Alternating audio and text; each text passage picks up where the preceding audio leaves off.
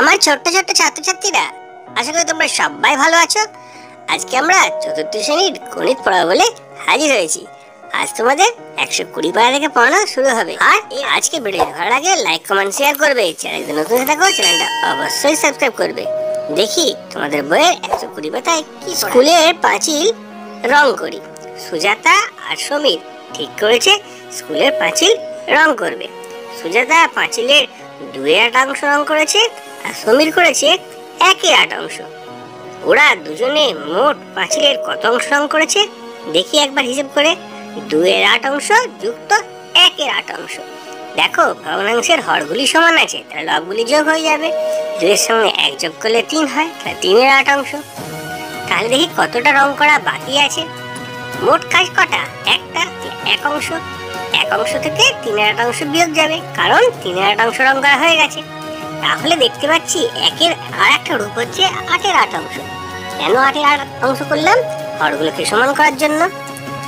তাহলে 8/8 থেকে 3/8 বিয়োগ দিলে হবে 5/8 অংশ, অর্থাৎ 5/8 অংশ রং করা বাকি আছে। দেখো একই অঙ্কের মধ্যে আমরা যোগটাও শিখলাম আবার বিয়োগটাও শিখলাম। দেখি পরের অঙ্কটা কি আছে।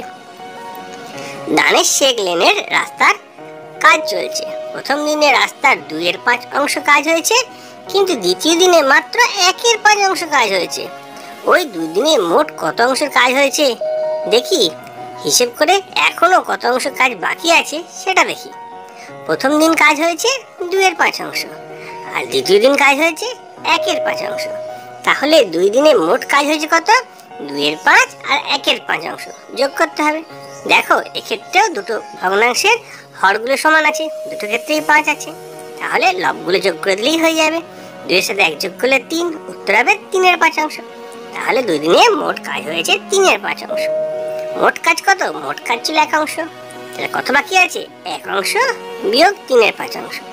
দেখো 1 অংশটাকে আমরা রূপান্তরিত করে নেবো 5/5 অংশ। কেন 5/5 অংশ করলাম বলো তো? ওই একই কারণ, হরগুলোকে সমান করার জন্য।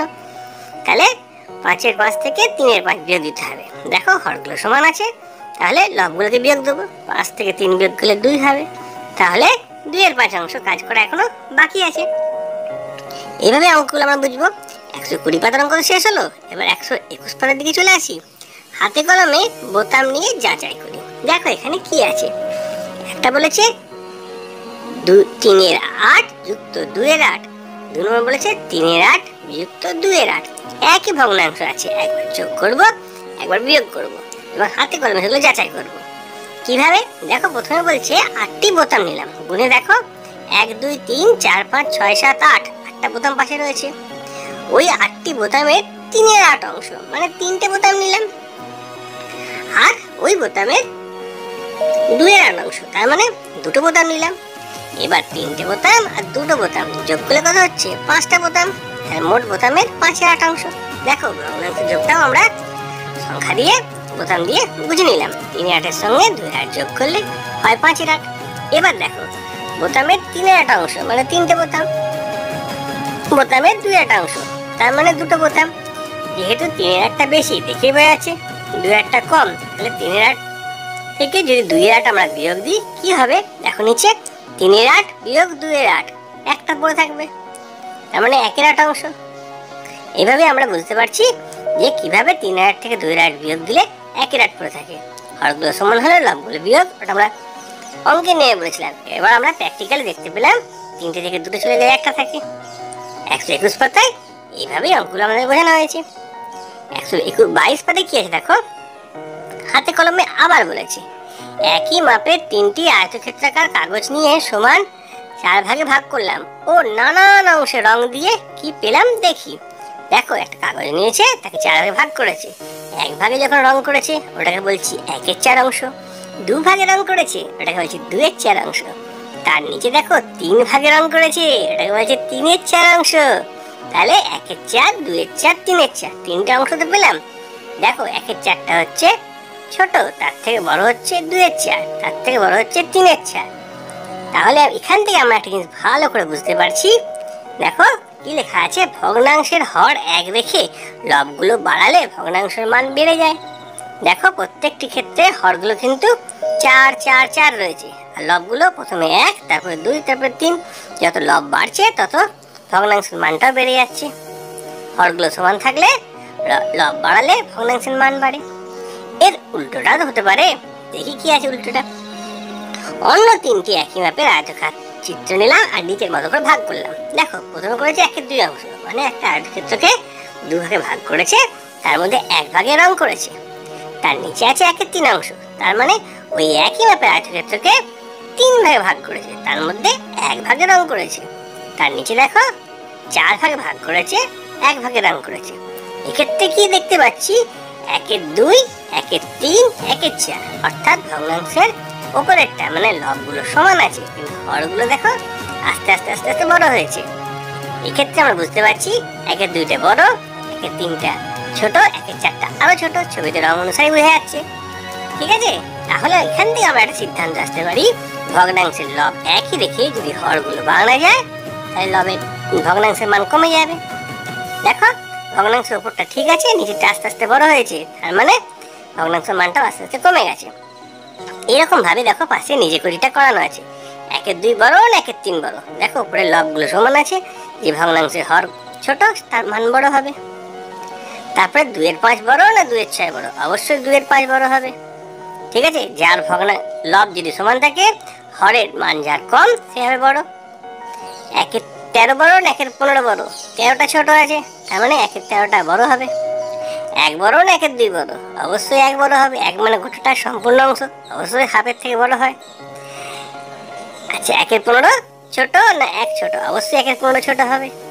ঠিক আছে, আর 7/6 17 আর 6/11 কোনটা বড় হবে?